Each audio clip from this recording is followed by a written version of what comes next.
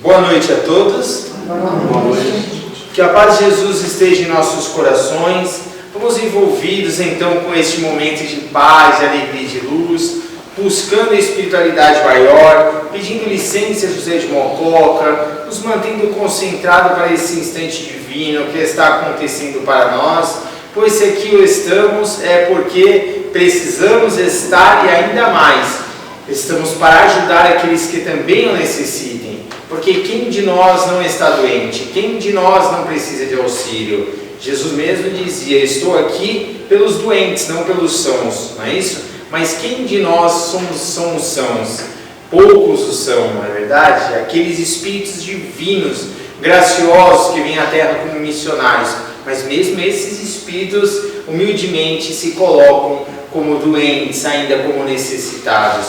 Por quê? Para evoluir sempre precisamos de mais, e este mais não se alcança nas coisas ainda efêmeras da matéria, mas se alcança nas graças divinas. E as graças divinas não estão longe de nós, está aqui dentro do nosso coração, está em nós, somos centelhas divinas do Criador, fazemos parte do Criador, somos co-criadores, que somos criadores em plano menor, como diz nosso irmão Reinaldo em sua palestra, ou seja, somos e precisamos levar a luz, levar o amor para aqueles que precisam, e para isso estamos juntos para nos fortalecer, para nos ajudar. Hoje, gente, é dia 7 de setembro de 2022, dia da independência, é isso?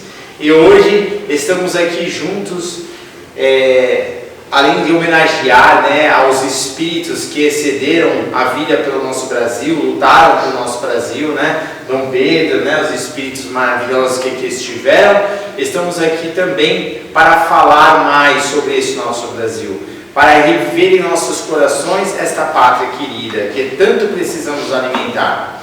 Hoje quem vai fazer a palestra vai ser a nossa irmã Priscila. Ela não vai fazer sobre o Brasil, coração do mundo e pátria do Evangelho, né? A cara da do Lucas.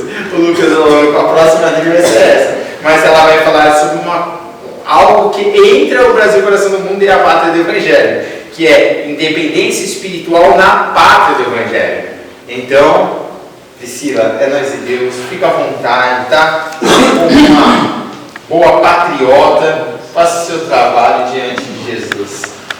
Então, muito boa noite a todos. Boa noite. Então, vamos iniciando nesta noite maravilhosa, mais um trabalho com a espiritualidade, pedindo inicialmente ao anjo Ismael para que esteja orvalhando os nossos corações com luz.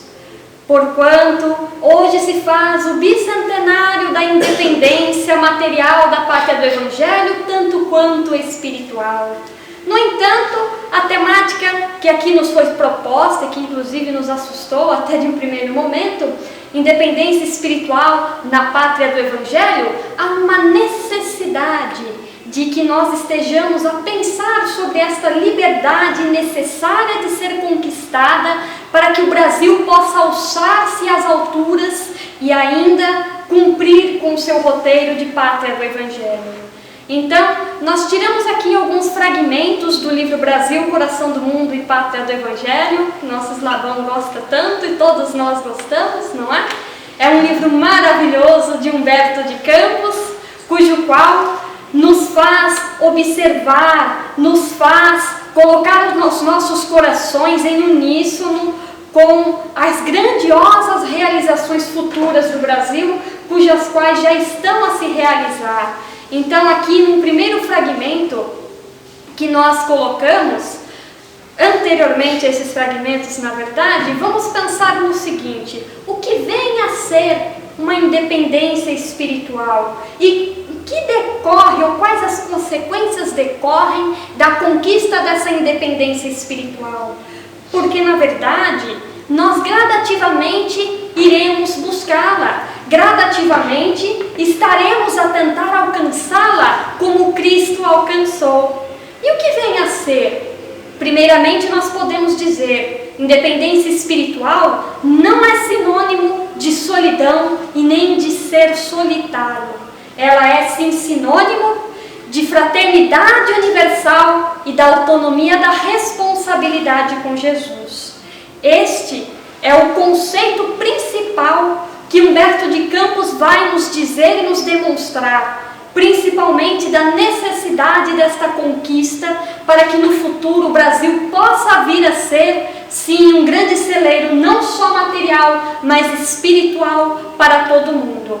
Jesus, neste livro, vai dizer o seguinte, para Eliu, que é o nosso anjo Ismael: a região do Cruzeiro, onde se realizará a epopeia do meu evangelho, estará antes de tudo ligada eternamente ao meu coração.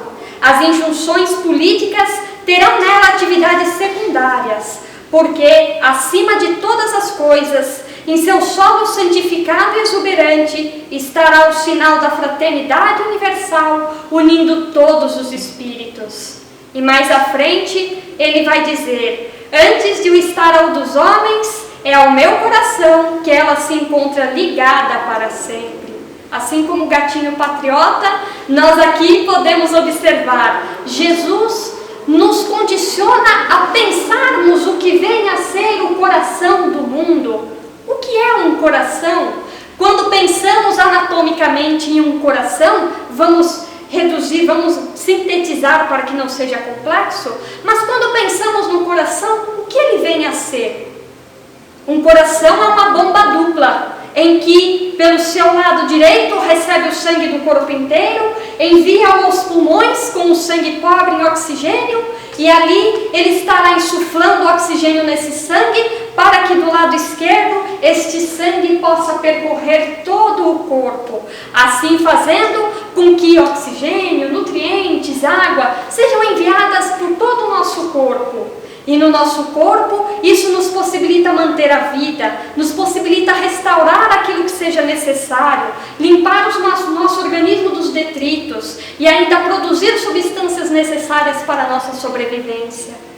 Assim, pensando desta forma, se nós observarmos o que vem a ser o Brasil como o coração do mundo, como sendo uma nação, tanto quanto que se liga a outras nações que vêm a ser o cérebro, o rim, o fígado, dentre outras, nós podemos observar que o Brasil será como aquele coração a pulsar, em que os apelos de todas as partes do mundo chegará a este e enviará, portanto, todas as cartas do Evangelho de Jesus, mantendo a vida, porque esta proposta de Jesus, restaurando consciências culpadas, limpando as consciências de todos os detritos de nossos erros psíquicos passados e produzindo as belezas mais gloriosas de vida eterna. É isso que o Brasil nos ofertará no futuro, como um coração a pulsar vivo. E ele também diz ao nosso querido amigo Longinos, que vem a ser Dom Pedro II, espírito grandiosíssimo. Ele diz o seguinte: consegui evitar que a linhagem das nações ricas e poderosas fragmentasse o seu vasto território, cuja configuração geográfica representa o órgão do sentimento no planeta, como um coração que deverá pulsar pela paz indestrutível e pela solidariedade coletiva. Para que isto, então, venha acontecer como o coração do mundo, para que nós possamos estar buscando uma liberdade espiritual, esta independência, o que nós devemos fazer e o que nós devemos propor como primeiro passo? É a reforma íntima. Paulo de Tarso, em Romanos, capítulo 12, versículo 2, vai nos dizer: e não vos conformeis com este mundo, mas transformai-vos, renovando vossas mentes, a fim de poderdes discernir qual é a boa, perfeita e agradável vontade de Deus. Portanto, nós não devemos estar conformados com os convencionalismos atuais, não devemos estar conformados não no âmbito só do coletivo, mas do âmbito individual.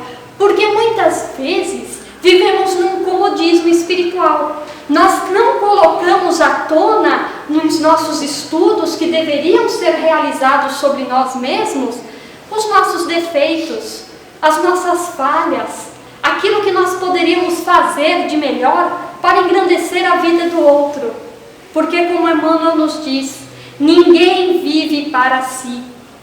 Emmanuel vai dizer que nós, quando carregamos uma lanterna, não vamos alumiar aquele trecho ou percurso a ser caminhado somente para nós, mas também para aquelas pessoas que nos rodeiam.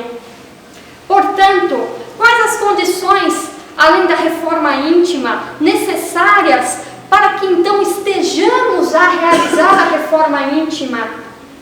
O Evangelho de Jesus e principalmente Evangelho no lar. Muitas vezes nós observamos que temos ali certas amigas, outras pessoas que gostam de abrir horóscopos. Eu preciso ver o horóscopo, preciso ver o que vai acontecer no meu dia a dia, porque se eu não ver pode acontecer um acidente e aí de repente, pronto, eu perdi a oportunidade de me livrar daquele mal. Mas o que o horóscopo representa? Muitas vezes o horóscopo vai falar, isso de uma forma muito geral: cuidado ao passar debaixo da escada, o balde vai cair na sua cabeça. É uma forma, vamos dizer, sintetizada de como é levada a efeito as coisas. O que pode efetivamente ajudar-nos no dia a dia não é o horóscopo somente. Respeitamos aqueles a quem concordam ou, na verdade, buscam este alento para a alma. No entanto, o Evangelho faz mais do que isso. O Evangelho de Cristo, ele não vai nos colocar a atenção somente num problema ou numa situação, problema que possa nos levar à infelicidade. Ele vai nos levar a observar os problemas que possamos passar, não só os problemas que possamos passar, como ainda vai nos mostrar as atitudes que podemos tomar perante o futuro. O Evangelho vai ter a capacidade de nos mostrar que aquele problema que nós estamos a viver, ele pode ser pequenininho se nós vivermos com um sentimento diferenciado. Se nós observarmos de uma perspectiva muito maior, com uma concepção em que não nos deixe tão desesperados a um ponto ou a um momento, porque um horóscopo pode fazer isso. Eu vou ficar pensando tanto naquilo que às vezes eu atraio aquela situação, mas o Evangelho nos arranca dessas convenções do habitual, do aqui e do agora, e nos propõe como um projeto que nós façamos a nossa reforma íntima para que possamos ser felizes, para que possamos buscar a plenitude de nossas vidas. Não é assim?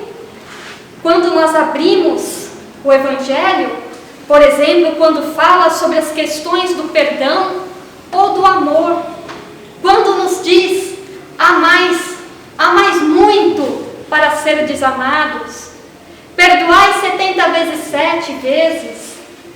Quantas vezes ali não se propõe um raciocínio, demonstrando que eu, ao olhar a dor do meu irmão, eu posso, na verdade, buscar o lenitivo dentro do meu momento evolutivo, mas eu posso ajudar esse meu irmão com os recursos que eu tenho.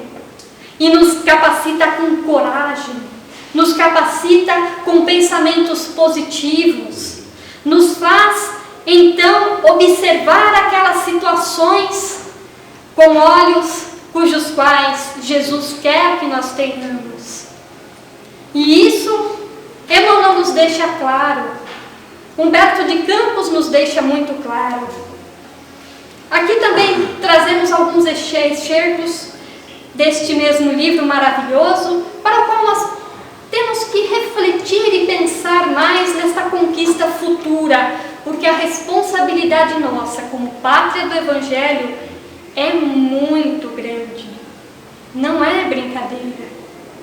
Se nós pensarmos, nós levamos o estandarte Deus, Cristo e Caridade de Ismael.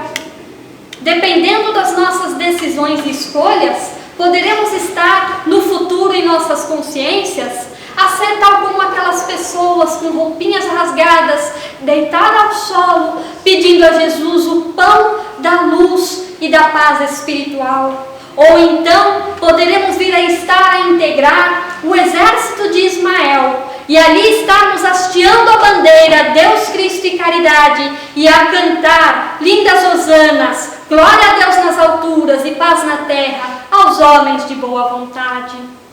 Esta é a proposta divina. São coisas que nós muitas vezes não pensamos, mas que demoram séculos para que as mesmas condições e situações, para as oportunidades que venhamos a estar descortinando, nós possamos viver. A oportunidade do aqui e do agora, ela é, em definitivo, para as nossas evoluções, algo maravilhoso, cujo qual ainda nós não temos capacidade de dimensionar como um todo. No entanto, os nossos irmãos espirituais vivem a nos dizer, vivem a nos mostrar.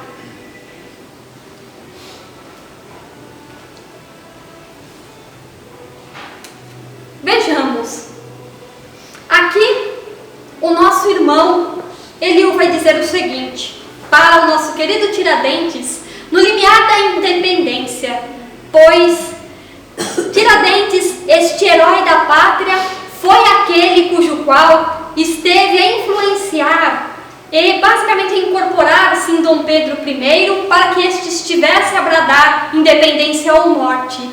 E então, certa feita, quando os espíritos já estavam exaltados na pátria, buscando a liberdade, buscando a independência, para que não fosse mais colônia, virasse efetivamente uma nação, ali ele pediu para Ismael, não podemos já clamar, já pedir, organizar os elementos esparsos e conclamar a independência? O momento da emancipação brasileira não tardará no horizonte de nossa atividade. Todavia, precisamos articular todos os movimentos dentro da ordem construtiva a fim de que não se percam as finalidades do nosso trabalho. O problema da liberdade é sempre uma questão delicada para todas as criaturas, porque todos os direitos adquiridos se fazem acompanhar de uma série de obrigações que lhes são correlatas. Mais à frente ele ainda vai dar a chave. Precisamos difundir a educação individual e coletiva dentro das nossas possibilidades, formando os espíritos antes das obras. Não adianta nós querermos estar de momento realizando obras cujas quais nós não estamos ainda capacitados. Nós temos que ter como sentido firme na vida de que nós precisamos nos realizar, nós precisamos nos reharmonizar com as leis divinas, nós precisamos vir a estar buscando modificarmos-nos, modificar o nível do pensamento, do sentimento, o que no dia a dia eu venho sentindo, que me faz não alcançar aquilo que eu me proponho a alcançar. Vou dar um exemplo que talvez para alguns possa ser algo um pouco bobo, no entanto que pode ser uma realidade. Pensemos assim, numa seguinte situação. Uma pessoa chega e pensa assim: eu estou estudando a história de Roma e também a história da Grécia. Mas, no entanto, o pessoal diz tanto que Roma copiou muitas coisas da Grécia. No entanto, eu acho que não, Roma foi melhor. E por trás deste sentimento do Roma foi melhor, não ver que a Grécia colaborou com claridades espirituais naquela época, talvez aí esteja um orgulho que nós, porventura, possamos ter trazidos de outras reencarnações, ou então que em determinadas situações estejamos, na verdade, a incorporar pensamentos e sentimentos que já trazemos conosco e que estão a aflorar, estão a vir à tona em nós para que possamos trabalhar. Porque aquilo que não está claro, aquilo que não está para fora de nós, a gente não consegue trabalhar. A gente não consegue observar o que pode e deve ser feito em nós. Se nós não estivermos a observar qual a parte da rachadura na parede que deve ser, na verdade, colocada a argamassa, nós estaremos a jogar argamassa ao léu. O que isto vai adiantar para nós? Não adianta, muito pelo contrário, estamos gastando argamassa. E a argamassa é o recurso, o instrumento divino, cujo qual a oportunidade do momento nos apresenta.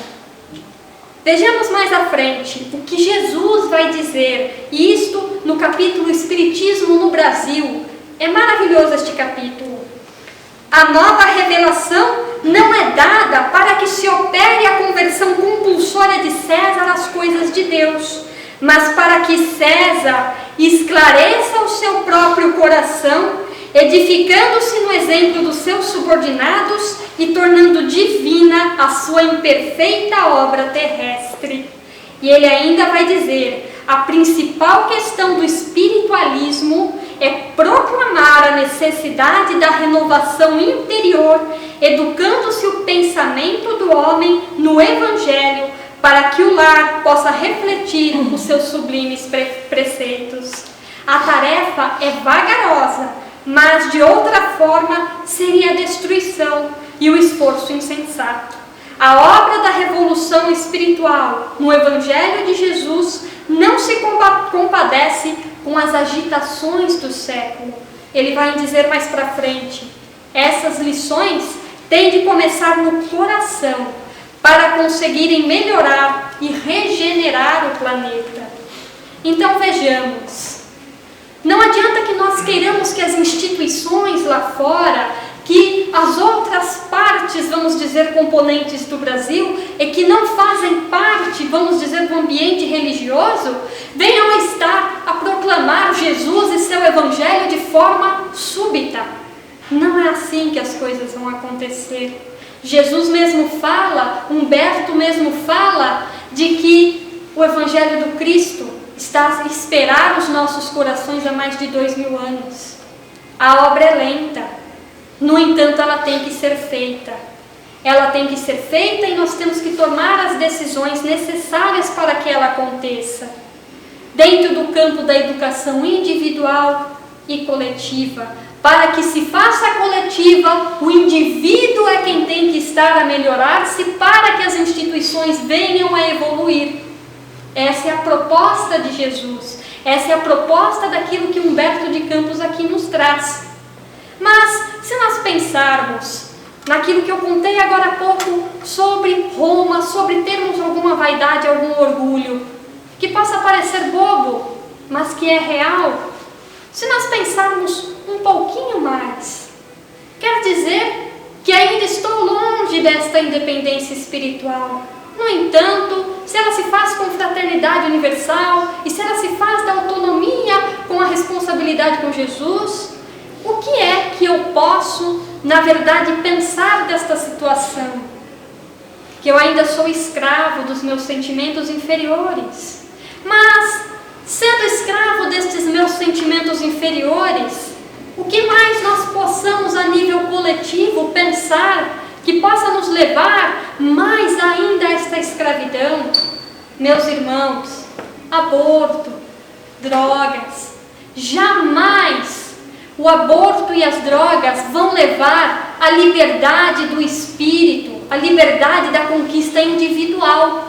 Porquanto, como pode? Quando nós estamos lá a inalar substâncias tóxicas, as drogas, estamos a ficar meio avariados da cabeça, não é assim? E isso, por meio de exames médicos, nós podemos constatar como que isto pode levar à liberdade. Nós sabemos pelo Espiritismo que nós ficamos impregnados perispiriticamente, falando com aqueles erros e com aquelas substâncias em nosso organismo. É criminoso para nós mesmos. Estamos tirando a oportunidade de nós vir a estarmos estando libertos do nosso próprio passado e pior, nos chafurdando em um erro duplo por estarmos desperdiçando a oportunidade de agora. E ainda a fazer com que outros possam também vir a cair nestas questões. O aborto é indiscutível também no Espiritismo. A mãe, ela vai carregar a culpa às vezes por séculos. E Dentro desta culpa, é óbvio que haverá o lenitivo do Cristo. No entanto, será necessário que nós busquemos trabalhar para que nós possamos dar a oportunidade para os rebentos virem a nascer. Porquanto há entidades que desesperadamente querem nascer e outras que desesperadamente querem fazer com que esta oportunidade não aconteça, porque sabem que estarão vir a sofrer reencarnando. Cabe a nossa responsabilidade como espíritas, como cristãos, não só como espíritas, isto é, nacional, tanto quanto mundial. Nós sabemos que Jesus proclama a vida do Espírito e não a morte. Como nós podemos vir estar a levar a vida do Espírito, tirando a oportunidade deste de evoluir? Há espíritos que convivem com aquelas questões do suicídio do outro lado da vida e que desesperadamente querem nascer. Imagina se estes são abortados. Eles perdem a oportunidade de estar a vir esquecer a dor que os consome por décadas. É muito sério. E esta situação só pode ser, na verdade, colocada no seu devido eixo se nós formos corajosos.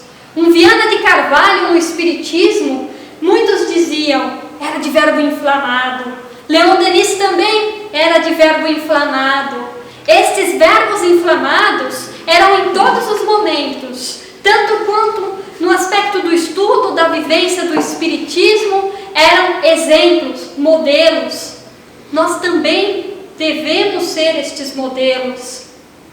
Ah, meus irmãos, traficantes que ao chegarem do outro lado da vida se deparam com vozes a gritar nos seus ouvidos.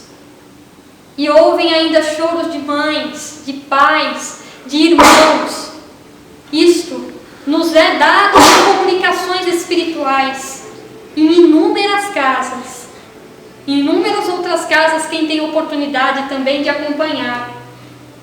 É uma coisa cuja qual nós temos que estar nos apercebendo, porquanto são problemas que não só dizem respeito ao outro, dizem também respeito a nós.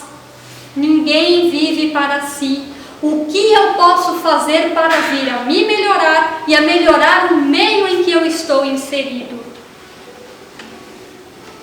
Gustav Zidler, eu creio que é assim que se pronuncia esse nome, é um poeta francês que vai nos alertar sobre a necessidade de estarmos firmes no nosso ideal. Eu gosto muito de ler esta poesia, muitas vezes, porquanto ela nos dá motivação. Ele vai dizer o seguinte sobre o ideal: sim, ascenda no ideal, eleva os olhos e sobe. O esforço sem sucesso não cede à vergonha.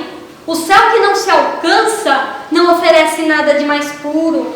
Procura à noite o clarão de ouro entre as folhagens. A favor de teu sonho, o dia procura os cumes brancos, o sol e o amplo azul. Em teus sonhos, em tuas palavras, coloca asas.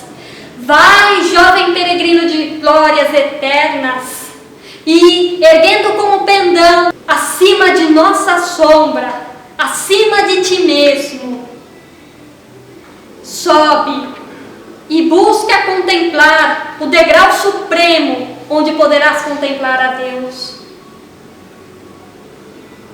O que é este pendão, cujo qual representa este pedaço do céu azul? É a imensidão ao infinito, que nós possamos vir um dia estar a descortinar. Vejamos, se nós pensamos no Brasil em suas realizações futuras, este poema do Zidler nos traduz tudo, nos traduz os avanços como celeiro material e espiritual do mundo. Nós não estaremos a oferecer cartas do Evangelho, como muitos pensam, apenas enviando cartas, enviando psicografias. Tem gente que pensa nisso. Não, não é neste sentido que se fala Não é neste sentido que Emmanuel o diz e que Humberto nos diz. Paulo de Tarso, quando na verdade compilava as epístolas, ele vivia tudo aquilo que ele escrevia. Ele era exemplo vivo. Ele era pão espiritual para aqueles que estavam sedentos de fome, porquanto traduzia a Cristo. Portanto, as cartas do Evangelho somos nós no futuro desempenhando estes trabalhos espirituais pelo mundo e materiais. Esta é a beleza da nossa pátria do Evangelho. É uma beleza de muita responsabilidade, cujo qual nós não devemos estar a crescer em vaidade espiritual. Isso nem existe vaidade espiritual, mas em vaidade. Porque há pessoas que eu já ouvi por aí que vão dizer assim: ai, nós somos coração do mundo, pátria do Evangelho, Brasil, não é assim? Eu já vi pessoas dizerem isso. No entanto, por ser coração do mundo, por ser um coração ligado ao coração de Cristo, devemos pensar: o coração de Jesus era como? Manso e misericordioso. Este era o coração de Cristo. Porquanto, quanto mais nós somos humildes efetivamente, mais aptos estaremos a receber as claridades espirituais para que elas possam espargir. Não é assim? Uma comunicação espiritual mediúnica, nós não temos que vir a estar anulando-nos para que possamos ser bons instrumentos? É este o sentido, porquanto não cabe vaidade, cabe muito mais amor. E é uma busca muito grande, e um amor com a fé raciocinada, porque é isto que o Espiritismo nos lega equilíbrio, o equilíbrio das duas asas que o Emmanuel nos diz, da sabedoria e do amor, que nos vai levar a Deus. Cristo nos diz que do infinito era possível se visualizar o símbolo da fraternidade universal. Ele disse isso aqui, nós lemos. Se nós pensarmos em fraternidade universal, nós vamos dizer assim, alguns vão dizer: estaremos a anular então hierarquias. Muito pelo contrário. Cada qual em seu ponto, em seu posto, já tendo um desenvolvimento espiritual, o desenvolvimento do amor, estará a vir a desempenhar todas as suas funções de forma coerente e correta. Não perfeita, estamos longe disso, mas de forma coerente e correta. Porquanto aquele que vive em fraternidade universal sabe que se um só for rebaixado, o todo sente. Todas as outras funções estarão a ser, na verdade, derrubadas ou então paradas.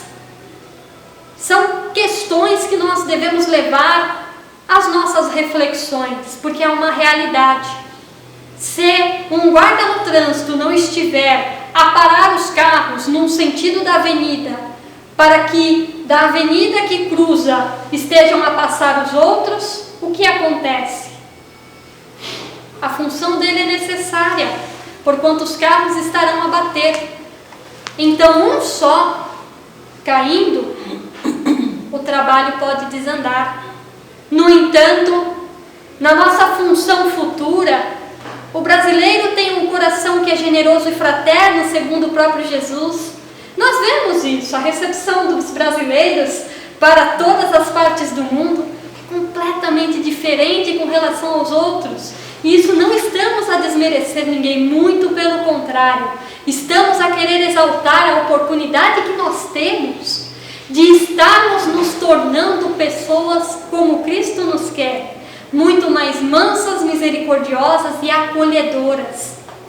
Nós podemos vir a estar a acolher o mundo e estaremos no futuro de forma tal em que as pessoas estarão buscando no Brasil o lenitivo de suas almas, porquanto nós não buscamos o lenitivo em algumas pessoas que podemos chamar de mestres, tal como Jesus.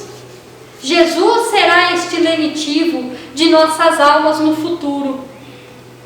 porquanto nós estaremos a traduzi-lo. As pessoas estarão a senti-lo em nós.